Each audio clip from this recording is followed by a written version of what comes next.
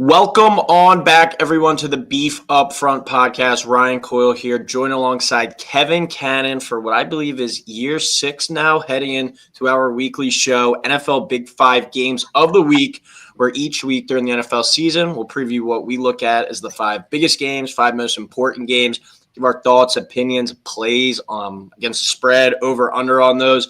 And then also at the end, we've started to work in some touchdown scores, as that's a very popular market out there for betting. And then we also have our dog of the day, our favorite underdog of the week, and then our lock of the week, our favorite overall bet of the week. So pretty exciting time, Kev. Football is back. We've had some college on the screen the past couple of weeks, but now we get the best of both worlds with the NFL back as well to go along with college football. Long summer, good summer, but it's football time. We're back. How are we, Kev?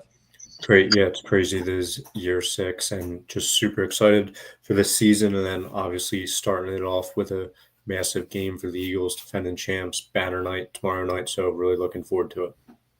Yeah, it's an exciting time when, I think that's the best part about not just the NFL, but college as well. It's like the beginning of the season, no matter what expectations are of you, what the previews say about you, there's still everyone always starting 0-0. You still have a chance each and every week.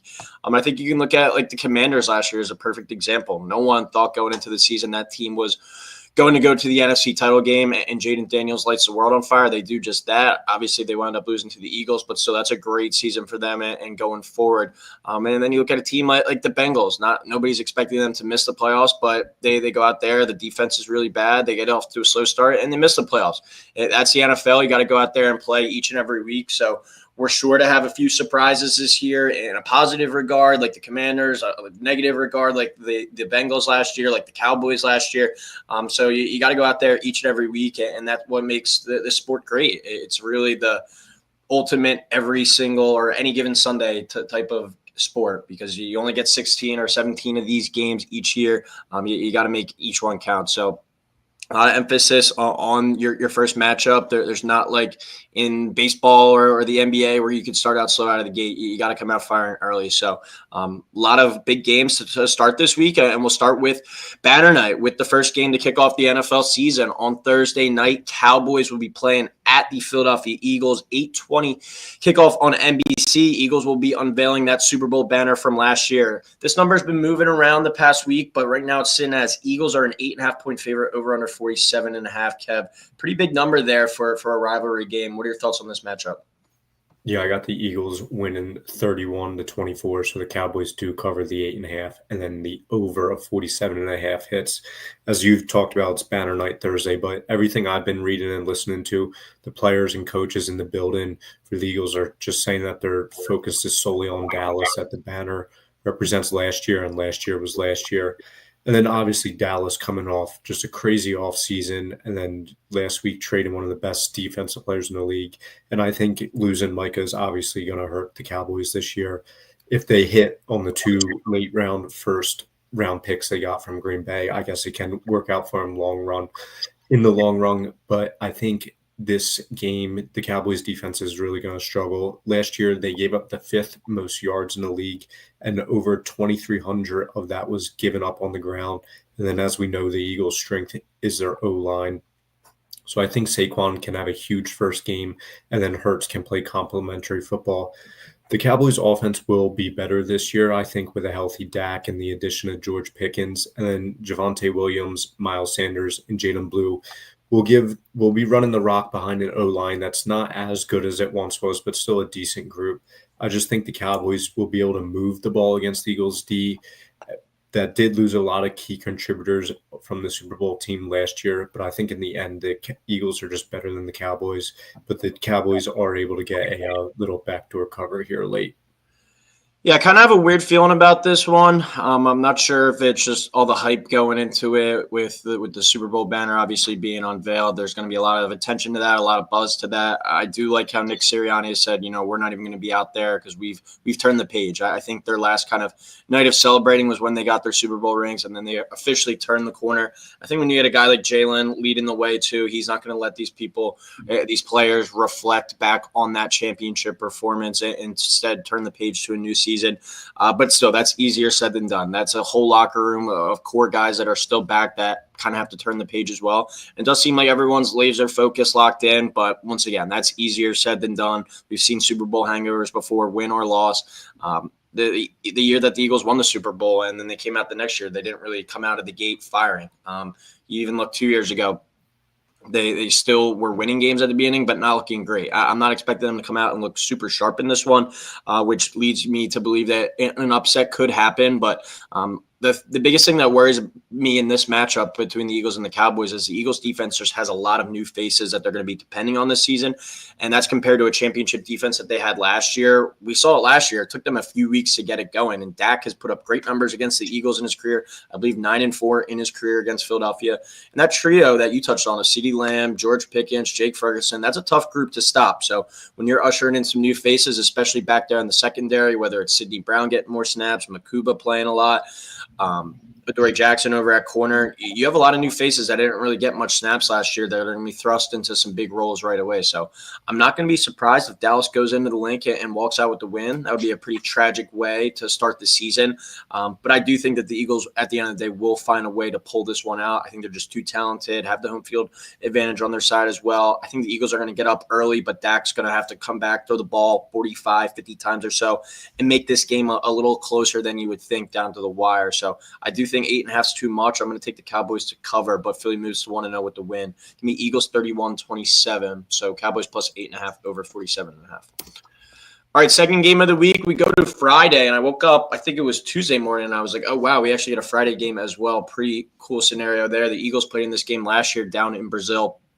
We got the Chiefs versus the Chargers, 8 o'clock Eastern kick on YouTube, specifically streaming there. Chiefs are a 3-point favorite. Over-under is 45.5 in this matchup. Any chance that Justin Herbert and the Bolts get a big victory over Patrick Mahomes and the Chiefs week 1? I'm going no, but I think it could happen. I have this being a close game. Chiefs winning by 1, 24-23. So the Chargers do cover the 3 and over 45.5. Justin Herbert is entering year 6 here, and I just don't completely understand why he's continuously given the benefit of the doubt.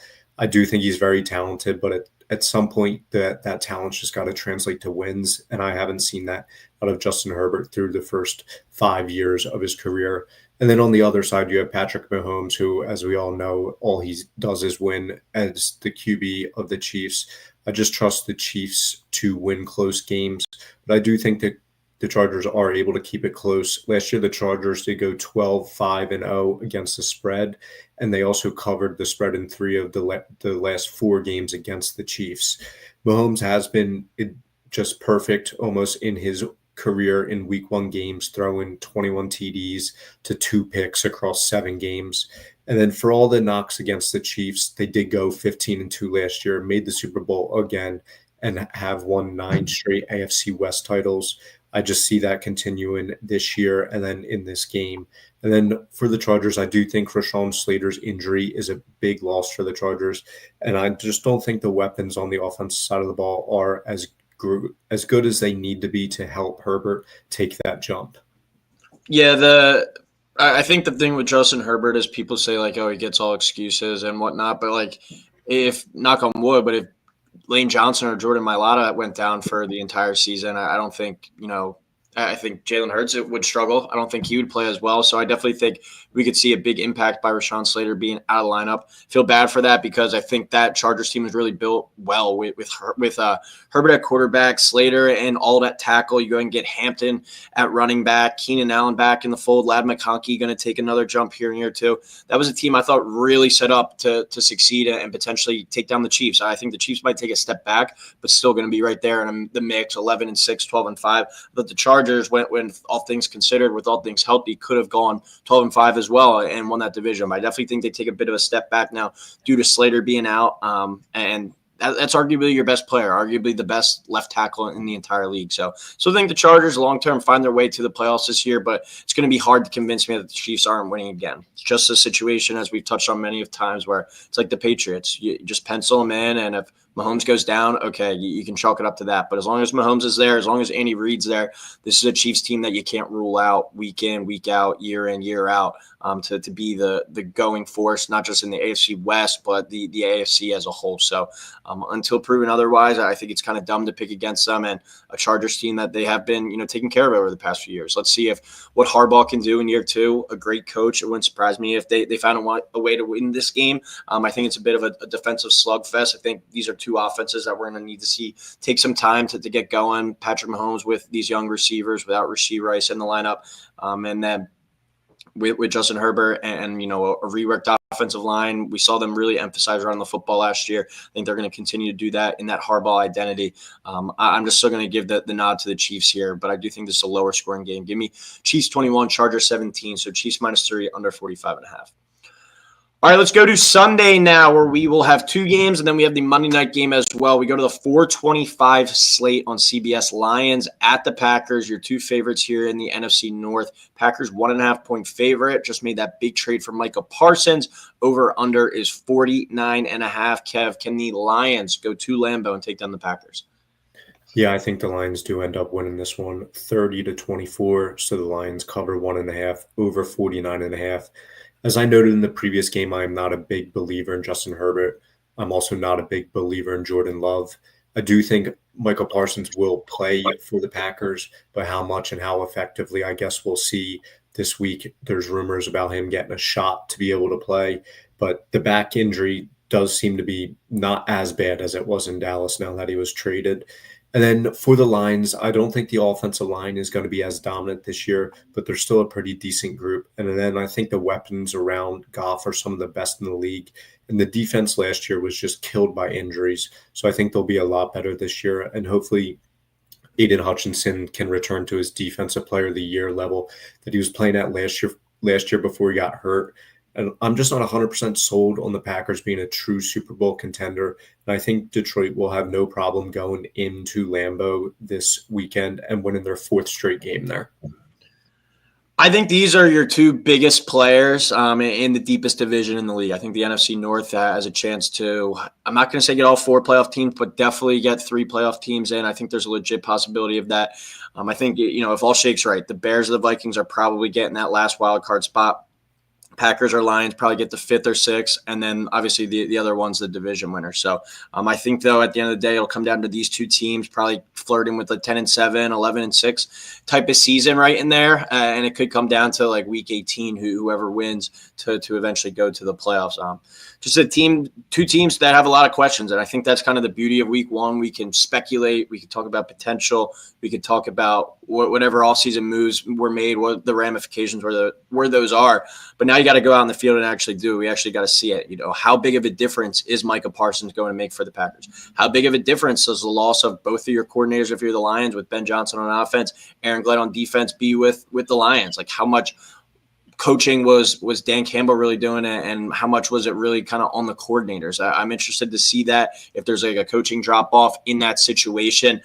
It's just another matchup here that we're going to see in week one that has a lot of questions still to be answered, and kind of determining what the ceiling of these two teams are going to be. I'm definitely lower on Jordan Love than most. I think he isn't the elite quarterback that some people kind of make him out to be, and I really don't think that the players around him are that good that are going to really help elevate his game. I think he's kind of in your mix there as like the 10th to 12th best quarterback. Is that good enough to win you a Super Bowl? Is that good enough to get you past the Eagles in the NFC? Jordan Love, I think, is one of the players in the league that has a lot to prove this year, because another player that hasn't done that much, I think, and is still getting, the benefit of the doubt and getting propped up into kind of some of these elite conversations. So I think the winner of this division has to probably go 11-6. Your losers probably, your second place team's probably going 10-7. I can see these two teams being right there in the mix for it. But week one, a coin flip type of game. I think it's a situation where these two teams are going to split this year. I'll give the benefit of the doubt to the home team in this one. I'll go 31-28 Packers over the Lions. So Packers -1.5, over 49.5. I think Micah Parsons makes a big play late in this game to help the Green Bay Packers get a win in his debut. All right, let's go to Sunday night now. We go to Buffalo, New York, with the Ravens traveling to the Bills for an 8:20 kick on Sunday Night Football on NBC. Bills 1.5-point favorite here. Over under is 51.5. Two of the best quarterbacks in the sport. Kev, who do you got in this one? Yeah, I'm going Ravens winning a close one, 24-23. So Ravens plus 1.5, under 51.5. One of these teams this year has to take that step to beat the Chiefs and make it to the Super Bowl. And if neither of them does, and it's the Chiefs in the Super Bowl again, I think it's just going to be an absolutely massive disappointment for both. And then this game, I just struggled with so much because I think either team can win. I think it's truly a coin flip. They're both great teams. I could see it going either way. But the Bills not getting the full 3 points at home for me shows to me that I think Vegas believes the Ravens are better. I think that is true when it comes strictly to their roster, but that's always kind of been the issue with the Ravens. They haven't played up to what we think they're capable of, and sometimes they just falter in big moments. But I do think the Ravens defense is going to be one of the best in the league, as they were in the better half of last season. And then I think Malachi Starks was just a great pick for them. The Ravens always seem to just get studs on defense that continue to just develop and play well. And then the offense obviously revolves around Lamar, but Derrick Henry has also shown he can still hold up after all the wear and tear he's experienced throughout his career. I'm super excited for this game. I really hope it lives up to the hype, but I'm just going Ravens winning a close one. Yeah, I think when you look at the Sunday Night Football matchup between the Bills and the Ravens, obviously an awesome matchup with two last MVPs, but I think you can also make an argument that these are the two players with Lamar Jackson, Josh Allen, that have the most pressure of them on any players in the league this year. I'm not saying they're going to get benched, they're going to lose their job, they're going to get traded or so on. I just think to be really that elite player, the best quarterback in the league, the best overall player in the league, one of these guys have to get over the top. You have number 15 out there in Kansas City in your way each and every year. One of you guys finally got to break through and beat them. And this game could very well be a preview of the AFC Championship or a preview of an AFC divisional game that the winner inevitably has to go on and play the Chiefs. But one of these guys, Josh Allen or Lamar Jackson, have to do it this year. As good as they are, they've done a lot of that in the regular season. Josh Allen's had some great playoff performances. Lamar's kind of came up a little bit smaller in the playoffs, but they still haven't got past 15 and at least even made a Super Bowl. I'm not talking about winning it, but at least just getting there and winning that AFC title game. So I think a ton of pressure on both these guys, but it's an awesome first Sunday night game of the season, one where I think I'm just going to sit back in the recliner, watch, probably take the over in it and root for some points and hope these quarterbacks put on a show. And just like the first game, you could call it, a lazy prediction, a lazy handicap, but in a coin flip game with two of the best teams in the entire league, I'm going to go with the home team in this one and give them the benefit of the doubt. Josh Allen maybe making, a couple plays late on a late drive. But it's just one, I think you sit back, you take the over, enjoy it, and you roll with the home team here. Give me Bills 35, Ravens 31. So Bills minus 1.5, over 51.5. All right, final game of the week, Monday Night Football, Vikings at the Bears. I think two of the more mysterious teams in the league this year. 8:15 kick on Monday Night Football on ESPN. Vikings 1.5 point favorite. Over under is 43.5. Yeah, I don't think anyone knows truly what's going to happen in this game. There's just so many new things going on for both teams and so many question marks. The time now is for Caleb Williams to show why he was so highly regarded. And I think we're going to find out pretty quickly throughout the year if he is the guy. Ben Johnson has got to be an upgrade over Matt Eberflus from last year. The O-line got completely revamped, and then the weapons around him are a very good group. And Caleb last year did show glimpses of what he can be, and I'm going to take that and trust that over J.J. McCarthy. J.J. McCarthy working with Kevin O'Connell, who I do think is a very good coach, and I think he's going to be able to get the most out of McCarthy. It also doesn't hurt that he's thrown to Justin Jefferson, but neither team has a bad defense. I would give the nod to the Vikings here, but there's just so many questions on the back end for Minnesota. But they were tied for the league lead last year in interceptions and takeaways as a whole. I just think it's going to take some time for J.J. McCarthy to get going, and the Vikings' magical season last year I think may start to seem more like a one-hit wonder than a consistent track record. So I'm going Bears winning by a field goal, 20-17. Bears plus 1.5, under 43.5. Yeah, this Bears-Vikings matchup is the most fascinating game of week one to me. I think these are two of the biggest wild card teams in the entire sport this season. What does Caleb Williams look like with Ben Johnson in year one? We saw the flashes, as you touched on last year, but can he really put it consistently together and be that generational quarterback prospect that he was hyped up to be? What the hell are we expecting from J.J. McCarthy? Rumors and reports out of training camp was they really had kind of training wheels on him the entire offseason. Do they let those loose after having knee surgery and not playing his entire rookie year? Sam Darnold wins you 14 games and you let him walk. J.J. McCarthy's got a lot of pressure on him as well. So a very fascinating matchup here in week one, but also two teams that have a lot of questions to answer. What are we really getting from them? I think two defenses that are going to be really strong. And with young quarterbacks in this one too, I think we probably see a lower scoring affair. This game is a true stay away from me for betting purposes because I think there's just so much unknown. But I do think there's a lot of juice to this Bears team, to the city of Chicago right now. New coach, hype for this quarterback that hopefully he can be the first quarterback in franchise history to throw for over 4,000 yards. I think the future looks bright. The offensive line they build up, he's got some pass catchers, he's got a couple nice running backs. It is imperative, I think, for this Bears team to get started off on the right foot. I think it's a huge opportunity to start out here 1-0, obviously against a division rival. I'm going to take the home team with the Chicago Bears in this one and ride with Caleb Williams and Ben Johnson in their debut together over J.J. McCarthy and Kevin O'Connell. I do like it to be a lower scoring affair, though. But give me Bears 21, Vikings 17. So Bears plus 1.5, under 43.5 there.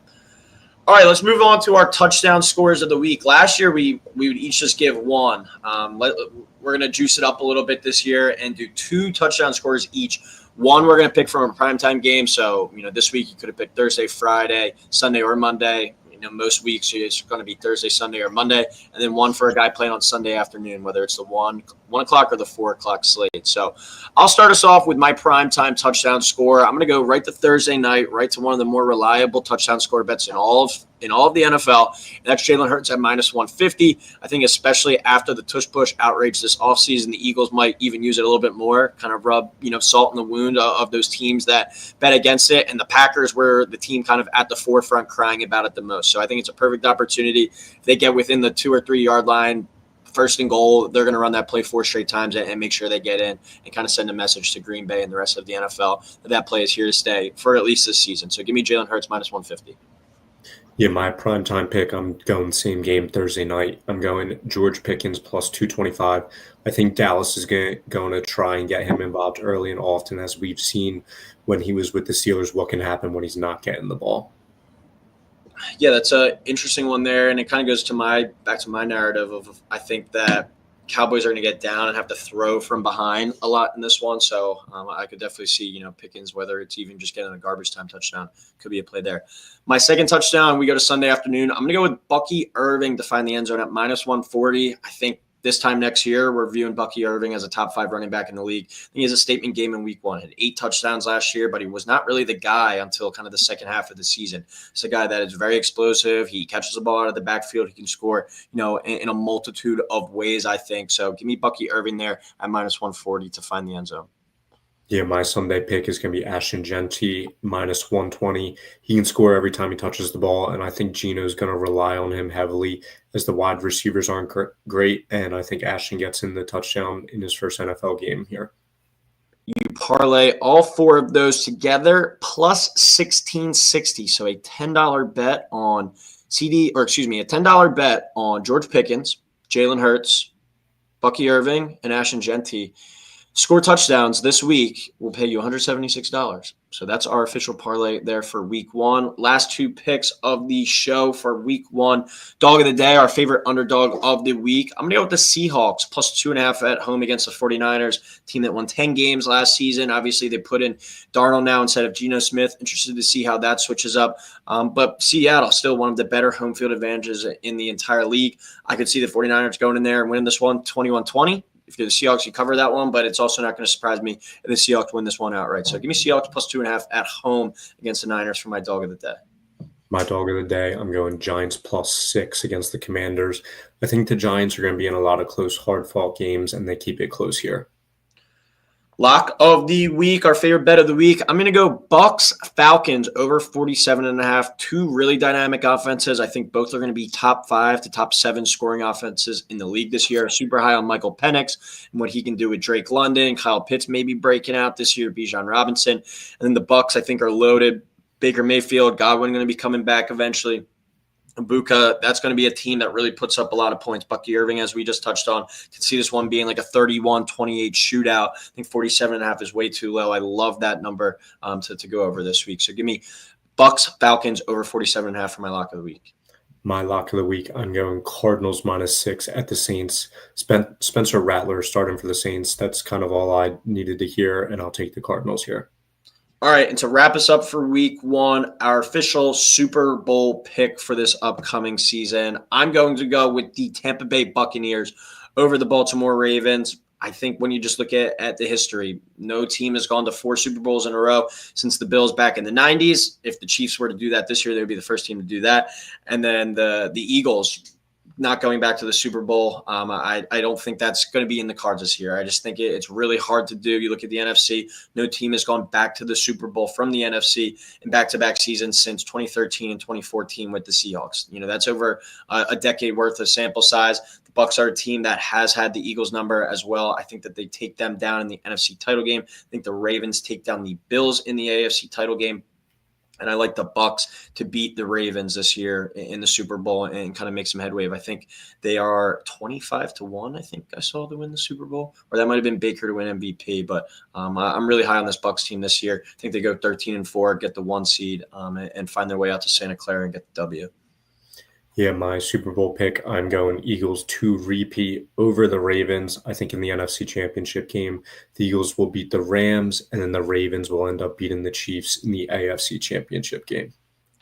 All right, well, that'll do it for week 1. 17 weeks ahead. Looking forward to every single one and looking forward to hitting our touchdown parlay each and every week. Our favorite touchdown scores there. Kev, thanks for joining us. Thank you, everyone, for tuning in. Please like, subscribe, and we'll talk to you next week.